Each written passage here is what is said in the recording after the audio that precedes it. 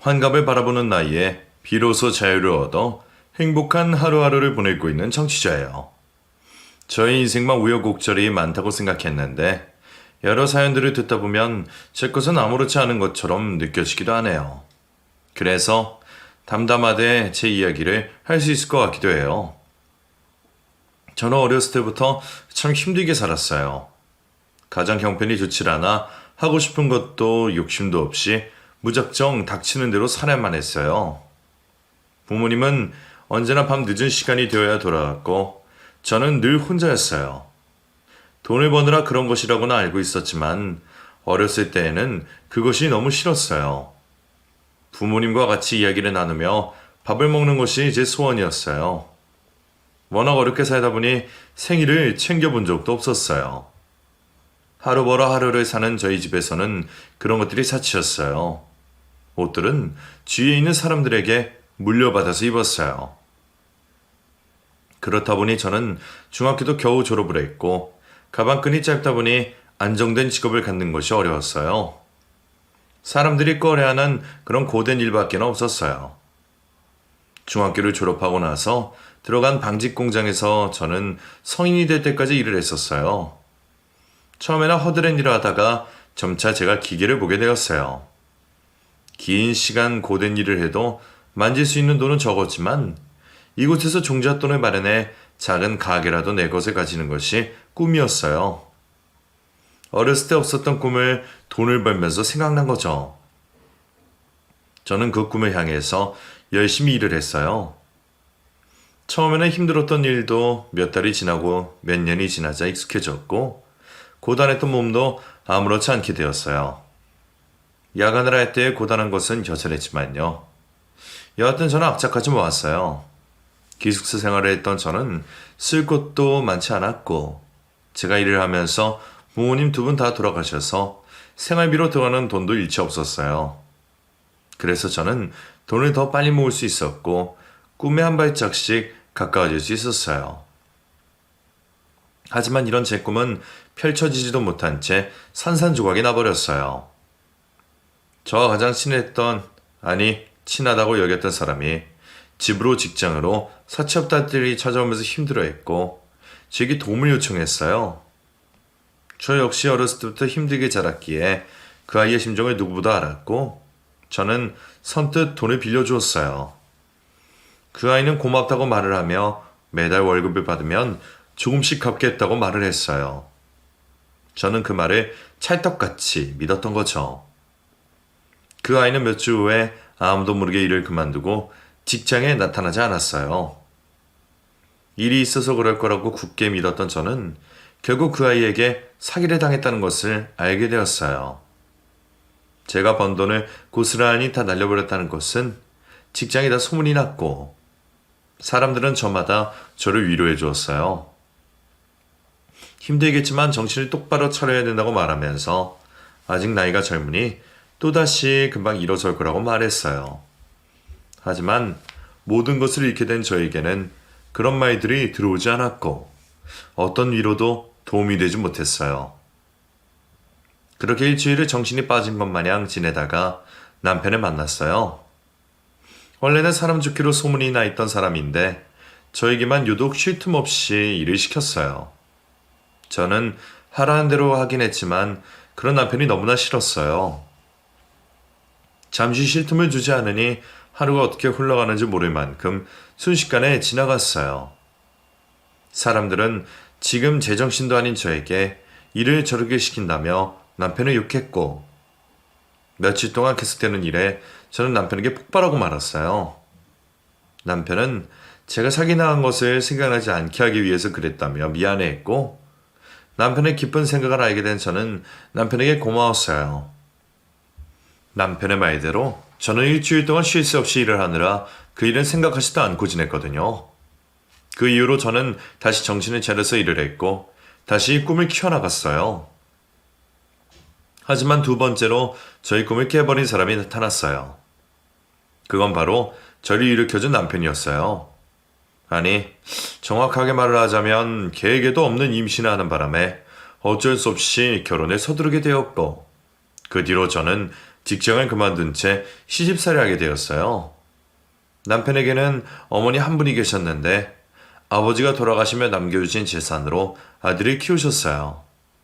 그리고 젊은 나이에 홀로 아들을 키우다 보니 말투나 행동들이 사내 대장부 같았어요. 처음에 임신 사실을 알고 남편과 시어머니를 만나러 간 날 어찌나 무서웠던지 긴장이 되어 혼이 났어요. 다행히 시어머니는 남편에게 가는 기대감이 없었는지 며느리 자리에 욕심이 없으셨어요. 내 아들보다 더 잘난 사람이 들어오면 내 아들을 잡아먹는다고 말씀하시며 아이를 먼저 가진 것도 부모님이 안 계신 것도 중학교만 졸업을 하게 된 것도 전혀 개의치 않으셨어요. 그래서 저는 다행이다 생각했고 시어머니가 좋았어요.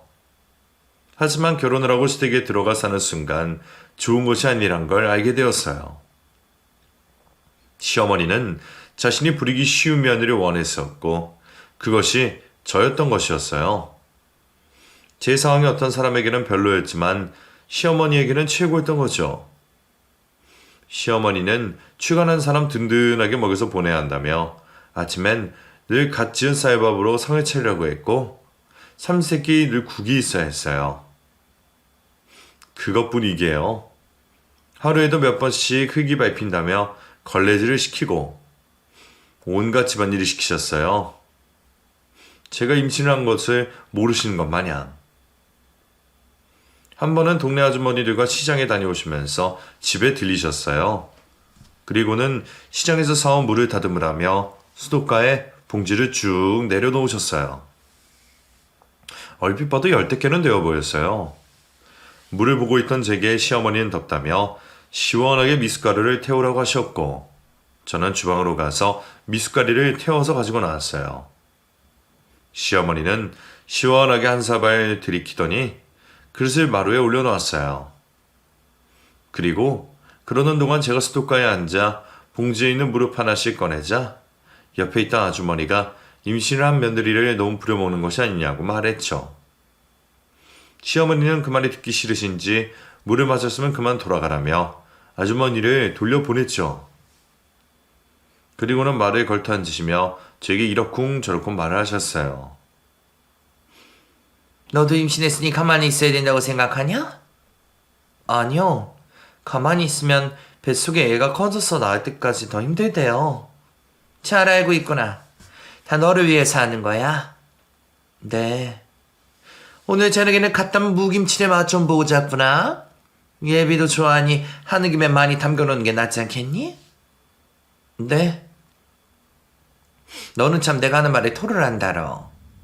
네? 내 말 잘 들어서 예쁘다고. 난 들어가서 잠시 쉴 테니 다음은 부르거라. 네? 저는 시어머니가 하라는 대로 다음에 살았어요. 일찍 부모님을 여의고 일찍부터 사회생활을 해서 그런 것인지 그것을 당연하다고 여겼던 것 같아요.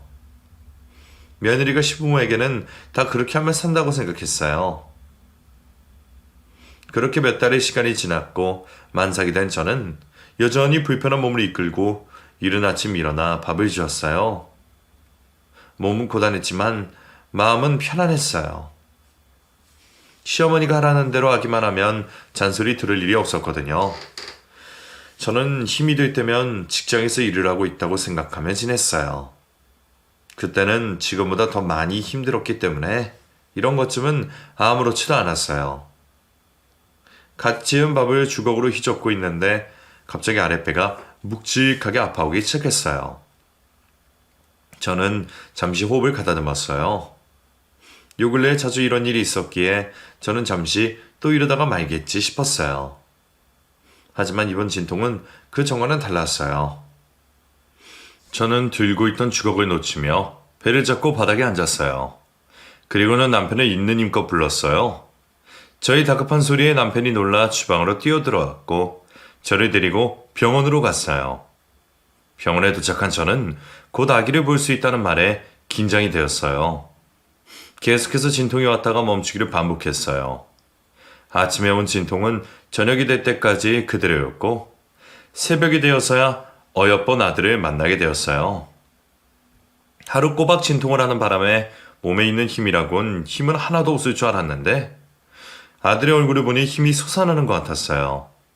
저는 아들의 얼굴을 보며 웃었어요. 시어머니는 산후조리를 해줄 친정어머니가 없는 저를 보살펴 주었어요. 젖이 잘 나와야 한다며 미역국을 몇 끼마다 올려주셨고 또 어디에서 구해오셨는지 잉어즙을 사오셨어요. 냄새조차도 너무 맡기 싫은 것을 먹어야 한다는 건 너무 곤욕이었어요. 제대로 못 먹고 있는 저를 보고 시어머니는 아들을 위해서 먹는다고 생각하고 단숨에 들이키라고 말했어요. 제가 먹을 때마다 시어머니가 앞에 지키고 계시니 안 먹을 수도 없고 저는 꾸역꾸역 다 먹을 수밖에 없었어요. 시어머니는 아들도 많이 예뻐해 주셨고 아들이 옹알이 시작할 때는 옆에다 앉혀놓고 말을 많이 하셨어요. 아들이 하는 옹알이에 끊임없이 대답을 해주셨어요. 그래서일까? 아들은 다른 아이들보다 말이 빨랐어요. 그런 아들을 시어머니는 여기저기 데리고 다니며 자랑하셨어요. 특히나 큰 집에 가는 날에는 시어머니 입가에는 미소가 떠나지 않았어요. 큰 집에는 제 아들과 한 달 정도 차이가 나는 조카가 있었는데 그 아이는 무엇이든지 제 아들보다 느렸거든요. 그래서인지 시어머니는 큰 집에 가시는 것을 좋아하셨어요. 만석아, 곤지곤지 잼잼? 아이고, 만석이 이런 것도 알 줄 알아? 이것뿐이게요. 엄마 아빠 할머니까지도 한다니까요. 에휴, 설마. 보여드릴까요? 만석아, 할머니 해봐, 할머니. 형님 들으셨죠? 할머니 하는 거. 시어머니는 아들이 하는 온갖 재롱을 다 보여주고 싶으셨는지 아들에게 이것저것을 시키며 한바구음을 지으셨어요. 시어머니가 큰 집에서 아들의 자랑을 하는 것은 그동안 큰 집에 자격지심이 있으셨거든요. 형편도 어려워 자식한테 이것저것 잘 시키지도 못하는 큰 집인데 어떻게 된 것인지 자식들이 하나같이 모두 다 장학금을 받아가며 학업을 마쳤고 번듯한 직장에 다니고 있었기 때문이었어요. 시어머니는 홀로 남편을 키우며 열심히 뒷바라지를 했지만 대학도 못 가게 되자 그 열등감이 폭발하셨고 큰어머니의 말에 늘 꼬아서 생각하셨어요. 남편이 하는 일이 힘들다는 것을 알고 좋은 자리가 있다고 말을 건네도 자신을 무시한다고 생각을 하셨어요. 좋은 뜻으로 말을 해도 좋게 받아들이지 못하셨어요. 그렇게 지내시던 분이 손주 녀석이 모든 집 봐느니 얼마나 기특하겠어요. 시어머니가 좋아하시는 모습을 보니 저는 좋으면서도 한편으로는 걱정이 되었어요. 제 아들에게 집찰하게 될까 봐서요. 시어머니는 아들이 학교에 들어가기 전에 한글을 떼야 한다며 매일같이 붙잡고 한글을 가르쳤고 아들은 하기 싫다고 매일같이 울었어요. 이때부터 시어머니는 아들에게 집착을 하셨고 결국 제 우리는 시간이 갈수록 드러나기 시작했어요. 아들이 국민학교에 들어가면서 성적표를 받아오게 되자 시어머니는 조바심을 내며 저희 모자를 달달 볶으셨어요. 천재라고 여겼던 손주가 학교에 들어가면서 보통의 아이들과 다를 바가 없다는 것을 알게 되자 시어머니는 스트레스를 받아 하셨고 그 스트레스를 저에게 푸셨어요. 결혼할 때에는 학벌이 좋은 며느리는 필요 없다고 말씀하시던 시어머니는 이제는 말끝마다 제 학벌로 딴지를 거셨어요. 너는 집에 있으면서 애 공부는 뒷전이야. 저도 나름 신경을 쓴다고 쓰는 건데. 너 아저씨 그렇게 공부하면 중학교밖에 더 나오겠어? 네? 만석이 네 아들이야. 네 아들도 너처럼 중졸 만들고 싶어서 그런 거냐? 어머니, 말씀이 지나치세요. 이것 봐라. 예전에 안 그러던 이제는 내 말이 톡까지 달고. 그게 아니라 또 이런 소리 듣기 싫으면 애한테 신경 좀 쓰란 말이다. 어렸을 때는 큰 집에 걔보다 훨씬 행동도 빠르고 말도 빠르더니 왜 가면 갈수록 달라지냔 말이야. 시어머니는 큰집 조카와 자꾸 아들을 비교하면서 이야기를 하기 시작했고 저도 시어머니의 그런 말이 듣기 싫어 학교에 갔다 온 아들을 앉혀다가 공부를 시켜봤지만 공부머리가 따로 있다는 말이 맞는 말인 건지 아들은 공부에 도통 관심이 없었어요. 문제집을 펴놓고 있으면 다음 페이지로 넘어가는 것이 너무 힘이 들었어요. 밖에 나가 뛰어놀고 싶어하는 아이를 계속 붙잡아 놓는다고 해서 달라질 것도 없어 보였어요. 그래서 시어머니가 안 계실 때에는 아들의 마음껏 뛰어놀게 했어요. 그렇다 보니 성적이 잘 나올 리가 없었어요. 시어머니의 잔소리는 큰 집만 다녀오면 더 심해졌고 저를 더욱 못살게 구셨어요. 어렸을 때에는 큰 집에 있는 조카보다 훨씬 바르고 잘했는데 왜 지금은 이 모양이냐며 똑같이 밥을 먹고 똑같은 학교를 다니고 똑같이 공부를 시키는데 왜 그 집에 태어나는 애들은 하나같이 머리가 좋은 거냐고 화를 내셨어요. 고부 갈등의 반 이상이 아들의 성적일 정도로 심하셨어요. 한참 친구들과 뛰어놀 나이에 집에 붙잡혀 문제를 풀고 있는 아들이 안쓰러웠지만 시어머니의 성화에 어쩔 수 없이 붙잡고 있어야 하는 제 마음은 너무 아팠어요. 제 자식인데 제 마음대로 하지도 못하는 이 상황이 너무 마음이 아팠어요. 게다가 국민학교까지는 그래도 그럭저럭 괜찮았던 아들이 중학교에 들어가자마자 성적이 떨어지기 시작했고 시어머니의 욕심은 한도 끝도 없고 중간에서 제가 너무 힘이 들었어요. 만석이 성적표 날라왔지? 아니요, 아직. 그럴 리가. 큰 집엔 벌써 받았다던데. 그래요? 아직 저희 집에 안 왔는데? 이것이 숨기고 있는 거 아니야? 그럴 리가요. 그때 아들이 녀석이 들어왔고 시어머니는 아들에게 성적표를 물으셨어요. 큰 집에는 성적표가 왔다는데 네 성적표는 왜 아직 안 오냐? 올 때 되면 오겠죠. 네가 숨길 것은 아니고? 아니에요. 네 가방 주밀이다오. 시어머니는 아들의 가방을 빼앗아 뒤지기 시작했고 거기에서 꼬깃꼬깃 구겨진 성적표가 나왔어요. 시어머니는 성적표를 보자마자 버럭 화를 내시며 성적이 이러니 중간에서 빼돌린 것 아니냐며 빗자루로 아들을 때리기 시작했어요. 옆에서 보던 저는 깜짝 놀라 시어머니를 말렸고 시어머니는 비키라며 저를 밀쳤어요. 저는 아들에게 도망가라고 말을 했고 아들은 마당 밖으로 달려갔어요. 시어머니는 마당 밖까지 쫓아나갔다가 아들을 잡지 못하고 되돌아오셨어요. 그러더니 들고 있던 빗자루를 마당에 내팽개치고는 주방으로 가서 물을 한 사발 들이키고 나왔어요. 마당에 있던 저를 보고 시어머니는 다음 성적도 이런 식으로 나오면 가만두지 않을 거라며 씩씩거리며 신고했던 신발을 내던지시고는 방으로 들어가셨어요. 시어머니가 방으로 들어가자마자 저는 아들을 찾아 온 동네를 돌아다녔어요. 아무리 찾아봐도 아들을 찾을 수가 없었어요. 친구들에게 물어봐도 아들을 봤다는 친구는 없었어요.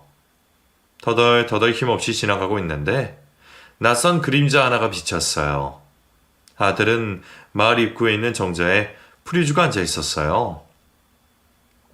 저는 아들에게 다가가 아들의 손을 잡아주었어요.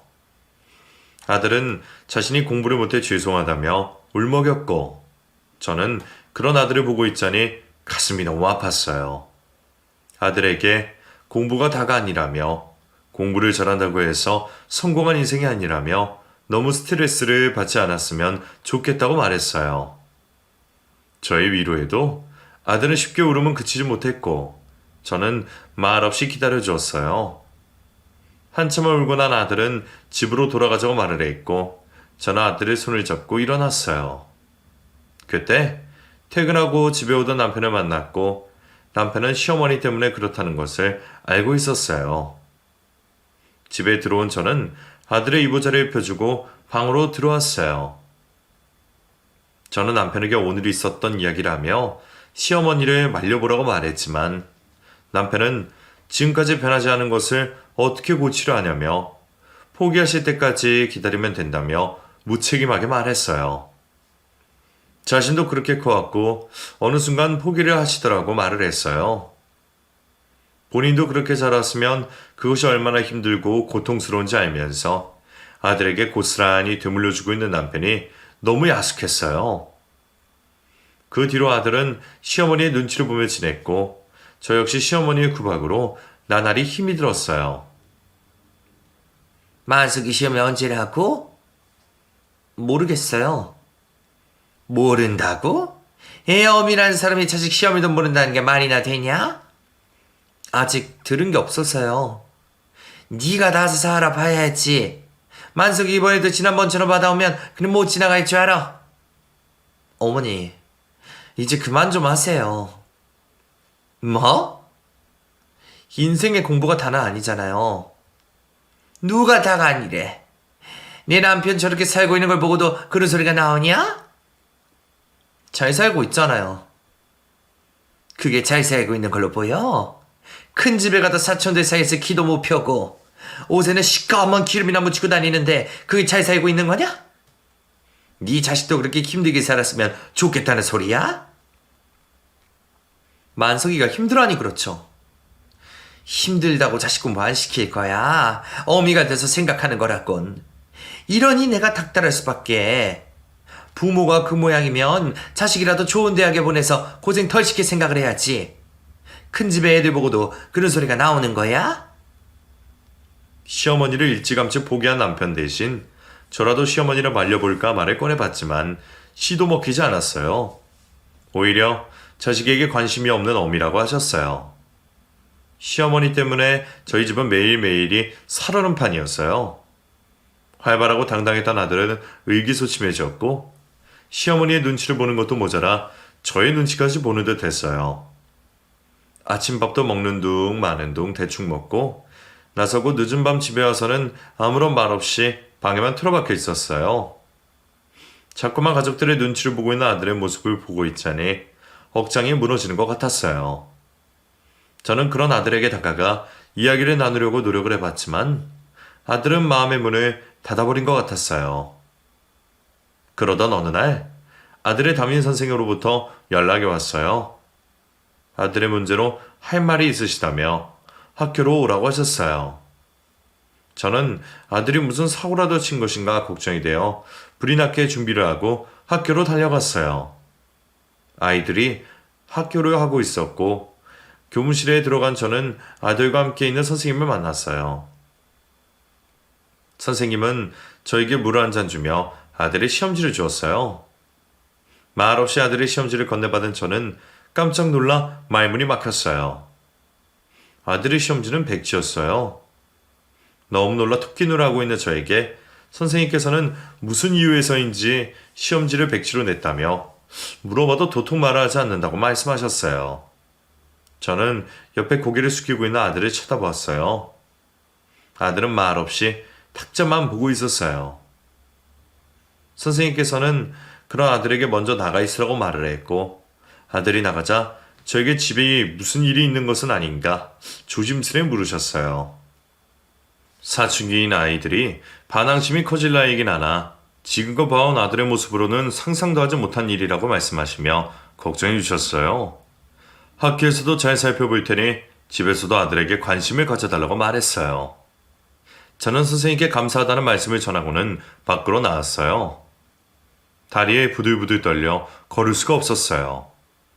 잠시 벽을 짚고는 숨을 쉬었어요. 창문 밖으로 내리쬐는 햇살 때문에 머리가 더 어지러웠어요. 겨우 정신을 차린 저는 조심스레 걸음을 옮겼어요. 그리고는 운동장을 가로질러 정문 앞으로 걸어갔어요. 집에 먼저 간 줄 알았던 아들이 정문 앞에서 저를 기다리고 있었어요. 아들은 제게 말은 하지 않았지만 아들의 마음을 알 수 있었어요. 얼굴에서 죄송해하는 마음이 느껴졌거든요. 그런 아들에게 저는 오랜만에 나왔는데 둘이서 맛있는 것을 먹고 가자며 아들의 손을 잡고는 근처 중국집으로 갔어요. 아들이 좋아하는 짜장면을 시켜 먹으면서 시험지에 대해서는 한마디도 하지 않았어요. 그러자 아들이 짜장면을 먹다 말고 먼저 입을 떼며 말했어요. 왜 시험지에 대해서 묻지 않으세요? 이유가 있었겠지. 무턱대고 그러진 않았을 거야. 그렇게 하면 할머니가 포기할 것 같아서 그랬어요. 뭐? 해도 안 되는 거 뻔히 아시면서 자꾸 그러시는 거 이제는 못 견디겠어요. 그래서 백지를 낸 거야? 죄송해요, 어머니한테는. 아니야, 내가 더 미안하지. 네가 이렇게 힘든 것도 모르고. 어머니도 저 때문에 힘드시잖아요. 아니야, 너 때문에 힘든 거 하나도 없으니 그런 소리 하지 마. 나는 네가 건강하게 자라는 것만이라도 좋아. 할머니가 이 사실 아시면 저를 가만두시지 않겠죠? 걱정하지 마. 엄마가 옆에 있잖아. 죄송해요. 오늘 있었던 일은 우리만 알고 있자. 미리 알아서 좋을 게 없지 않니? 알겠어요. 아들은 여전히 풀이 죽은 채 가만히 있었고, 저는 그런 아들의 모습이 너무 안타까웠어요. 충분히 자랄 아들인데 시어머니 때문에 망가지고 있는 것 같아 속상했어요. 저는 아들에게 짜장면을 마저 먹으라고 말했어요. 집으로 돌아온 저를 보고 시어머니는 왜 학교에서 불렀냐고 물었고, 저는 가정환경을 조사한다고 불러다고 둘러댔어요. 시어머니는 별 의심 없이 방으로 들어갔고, 저는 안도의 한숨을 쉬며 아들에게 방으로 들어가라고 손짓했어요. 그리고 며칠 뒤 드디어 일어나야 할 일이 일어나고 말았어요. 우체부 아저씨가 우편물을 가지고 오는 순간 저는 가슴이 마구 뛰었어요. 시어머니는 버선발로 내려와 우편물을 건네받았고 봉투를 뜯었어요. 그리고는 바로 바닥에 주저앉으셨어요. 깜짝 놀란 저는 시어머니를 부축했고, 시어머니는 그런 저의 발을 뿌리치시고는 자리에서 일어나셨어요. 그리고는 손에 들고 있던 성적표를 저에게 던지셨어요. 어떻게 시험을 봤길래 점수가 이러냐며 전교 꼴찌가 뭐냐고 역정을 내셨어요. 이런 성적표를 날라올 것을 미리 알고 있었던 저는 무덤덤하게 반응을 했고, 저의 표정을 보신 시어머니는 알고 있었냐며 물었어요. 저는 아들이 백지로 시험지를 냈다고 말을 하며 그동안 아들이 많이 힘들어했고 아들의 상태에 대해서 담임 선생님께서도 많이 걱정을 하고 계신다고 말씀을 드렸어요. 그러자 시어머니는 아들의 상태에 대해서는 가타보다 말 없이 오로지 백지로 시험지를 냈다는 것만 이야기를 하며 노발대발 난리가 났어요. 알고 있으면서도 그동안 성적표가 나오기 전까지 아무 말도 하지 않았냐며, 시험 성적 기다리고 있는 시애미를 보며 재미있었냐는 둥, 일부러 시애미 골탕 먹이려고 그러냐는 둥 엄한 소리까지 하셨어요. 시어머니는 꼴도 보기 싫다며 방으로 들어가셨고, 저는 가시방석에 앉아있는 듯 했어요. 아들이 집에 돌아오면 또 한 번 난리가 날 것이라는 걸 알고 있었기에 더욱 그랬었어요.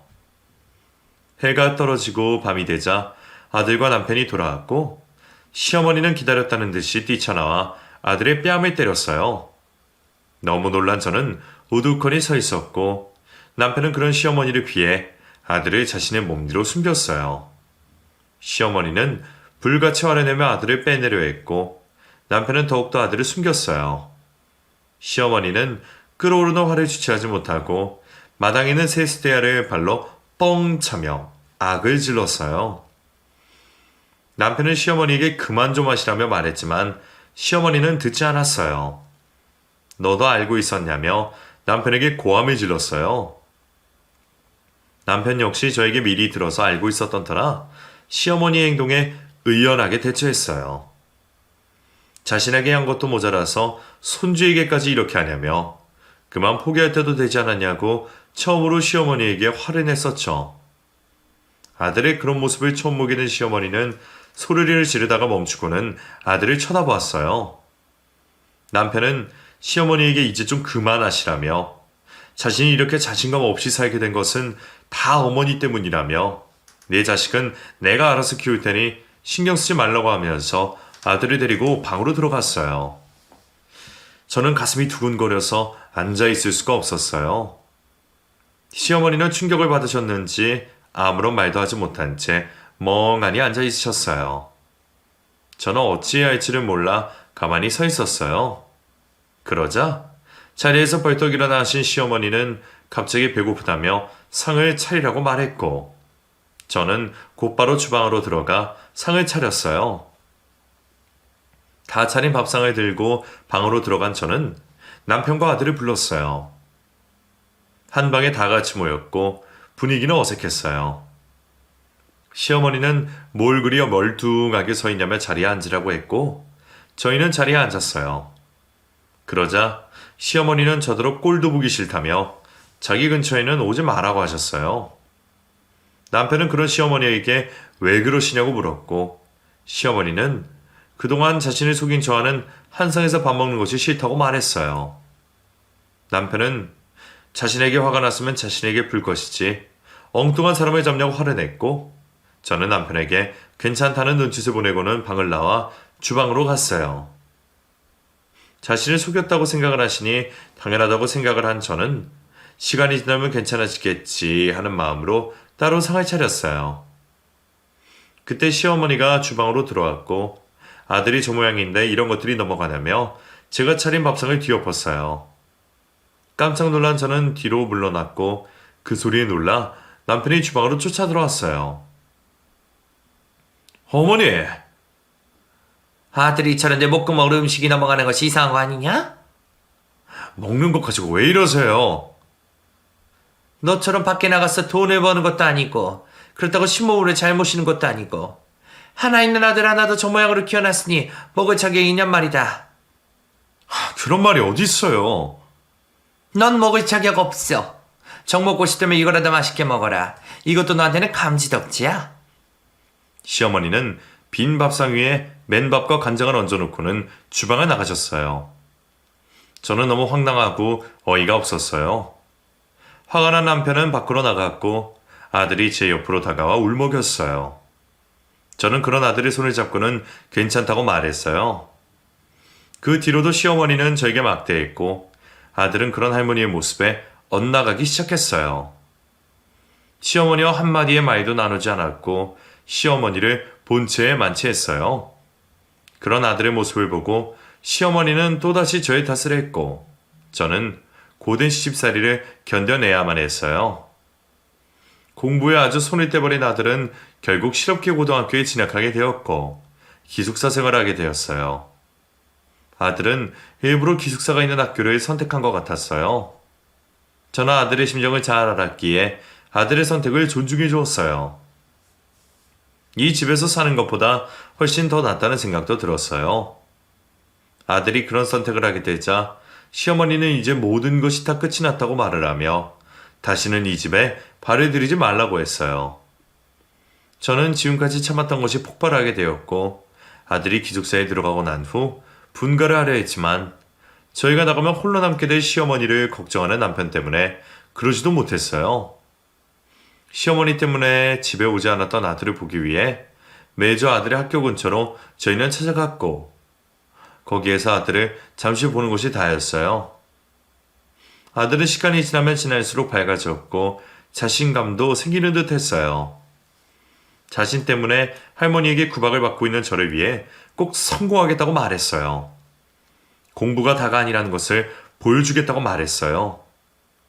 저는 그런 아들이 고마웠어요. 집에 있을 때에는 기가 죽어 아무런 의욕도 없어 보이던 아들이 자신감이 넘치는 목소리로 이야기를 하고 있으니 마음이 놓였어요. 아들은 그곳에서 열심히 공부를 했고 졸업을 하자마자 취업 전선에 뛰어들었어요. 그리고 매달 월급을 받으면 용돈이라고 보내주었어요. 아들은 악착같이 돈을 모았고 그 돈으로 작은 회사를 차렸어요. 아들 혼자 사는 거였지만 자신의 회사를 차린 것이 너무 자랑스러웠어요. 아들은 열심히 노력해서 지금보다 회사를 더 키우겠다고 말했어요. 저는 아들이 언제 이렇게 다 컸나 뿌듯하면서도 집에 한번 오지를 않은 아들 때문에 마음이 쓰였어요. 그로부터 10년이란 세월이 흘렀고 그동안 아들의 회사는 번창했고 한 번도 오지 않았던 아들이 사업가로 성공을 해서 돌아왔어요. 아들이 왔다는 소리에 시어머니가 방에서 나오셨어요. 꼴도 보기 싫다며 집에는 얼씬도 못하게 하던 시어머니는 언제 그랬냐는 듯이 한방 웃음을 지으며 뛰어나와 아들을 얼싸 안았어요. 오늘은 고생을 했다며 어서 방으로 들어가자며 아들을 데리고 들어갔어요. 저는 주방에서 마실 음료를 가지고서는 방으로 들어갔어요. 시어머니는 이제껏 아들에게 보여주지 않았던 표정으로 아들을 사랑스럽게 쳐다보았고 아들은 덤덤한 표정을 지으며 시어머니가 하시는 말씀을 듣고만 있었어요. 저는 아들에게 음료수를 마시라며 주었고 아들은 한 모금 마시고는 상에 올려놓았어요. 할미가 우리 손주 키운 덕 좀 보자. 그럼 당연하죠. 가족들에게 줄 선물도 챙겨왔는걸요? 그랬어? 기특하기도 하지. 잠시만요. 차에 두고 와서. 밖에 나갔던 아들은 차에서 한가득 종이 가방을 들고서는 다시 방으로 들어왔어요. 그리고는 남편과 저에게 선물을 나눠주었어요. 너무나 기뻐하는 저희에게 아들은 외투 안주머니에서 봉투를 꺼내어 주었어요. 선물 중에 최고는 현금이 아니겠냐며 넣어뒀다가 필요한 곳에 쓰라고 말했어요. 저는 힘들게 번 돈인데 흥청망청 쓰는 거 아니냐고 말했지만 아들은 이제부터 시작이라며 이제는 편안하게 사시게 해드리겠다고 말했어요. 저희가 이야기를 주고받는 동안 가만히 계시던 시어머니는 왜 자시는 것은 없냐고 물었고 아들은 웃으며 이야기했어요. 할머니 것이 왜 없겠어요? 이 집의 대장이신데요. 그렇지? 내 것을 먼저 꺼내지 않고선. 주인공은 항상 마지막에 나오는 거잖아요. 그래? 그렇지. 그럼 이제 내 것은 무엇이냐? 할머니 것은 밖에 있어요. 밖에? 네, 워낙 부피가 커서 제 차로 가져올 수 없었거든요. 곧 있으면 도착할 거예요. 아휴, 그래? 얼마나 선물이 크길래 그리 차로 가져올 수 없단 말이냐? 할머니가 보시면 아주 깜짝 놀랄 만한 선물이에요. 기대되는구나. 아들의 말에 저는 아리송했고 그때 밖에서 차 소리가 들려왔어요. 저희는 그 소리에 다 같이 밖으로 나갔고 대문 밖에는 트럭 한 대가 서 있었어요. 아들은 할머니 선물이라며 트럭 안을 가리켰고 저는 그것을 보는 순간 울음이 터져 나왔어요. 아들이 가리킨 트럭 안에는 간장이 들어있는 말통들이 한가득 있었어요. 10여 년 전 시어머니가 저에게 이것도 감지독자라며 준 간장을 내밀었던 그 순간이 떠올라 울음이 터져 나왔어요. 저만이 가지고 있는 상처라고 생각했는데 아들도 저처럼 그때의 일이 상처로 남아 있었던 모양이에요. 아들의 그런 상처를 어루어주지 못하는 것이 너무나 미안했어요. 저는 얼굴이 빨갛게 달아오를 정도로 눈물이 흘렀고 남편 역시 그때의 일이 떠올랐는지 울고 있는 저의 어깨를 다독여 주었어요. 다른 가족들은 그 간장이 어떤 의미를 가지고 있는 간장인지 금방 알 수 있었는데 정작 본인인 시어머니는 아무것도 모르는 것 마냥 어리둥절한 표정을 지었어요. 이게 다 뭐냐? 할머니가 좋아하시는 거요. 내가? 네, 할머니 간장 좋아하시잖아요. 내가 언제? 어머니한테 맛있다고 주셨잖아요. 그 맛있는 간장 할머니 혼자 마음껏 드세요. 아니, 이 녀석이 지금 이 할미를 갖고 노는 거냐? 이제 제 어머니 심정을 이해하시겠어요? 아니, 10년 만에 집에 찾아와서 한다는 짓이 고작 이런 거냐? 할머니란 존재는 제가 이 집을 나서는 순간부터 제겐 없었어요. 아이고, 에미니가 시켰냐? 나에게 이렇게 하라고 네가 시켰냔 말이다. 이제 어머니한테도 그만 좀 하세요. 무슨 일만 있으면 가만히 있는 어머니한테 그러시는 거 이제는 제가 못 봐요. 아니, 이 녀석이? 시어머니는 아들의 말에 뒷목을 잡으셨고 분에 못 이겨 쓰러지셨어요. 깜짝 놀란 남편이 다급하게 시어머니를 업고 병원으로 달려갔어요. 평소에 고혈압이 있으던 시어머니는 이 일로 충격을 받으셨는지 쉽게 자리에서 못 일어나셨고 요양원에서 생활하셨어요. 남편은 그런 행동을 한 아들을 이해하면서도 자신의 어머니가 쓰러지시자 아들을 나무랐어요. 벌써 10년도 더 지난 이야기를 괜히 꺼내서 이 사단에 맞느냐고 말했어요. 그 후로 시어머니는 오랫동안 요양원에서 생활하시다가 끝내 미안하단 말 한마디 없이 돌아가셨고 아들은 저희 부부를 데리고 자신이 살고 있는 서울로 올라왔어요. 지금까지 시골에서 생활을 하다가 도시 생활을 하려니 너무 갑갑하고 답답했어요. 아들은 지금까지 고생했다며 편안하게 지내라며 이것저것을 챙겨주었지만 저희의 마음은 어딘가 불편했고 몸도 점점 아파오는 것 같았어요.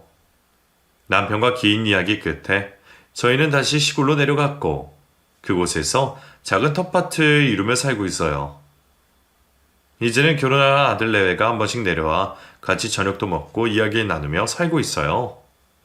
이런 것이 행복이 아닌가 싶어요. 요즘 저희 낙은 내리쬐는 햇볕에 앉아 있으면 곧 있으면 태어날 손주에게 줄 모자와 옷을 만드는 것이에요.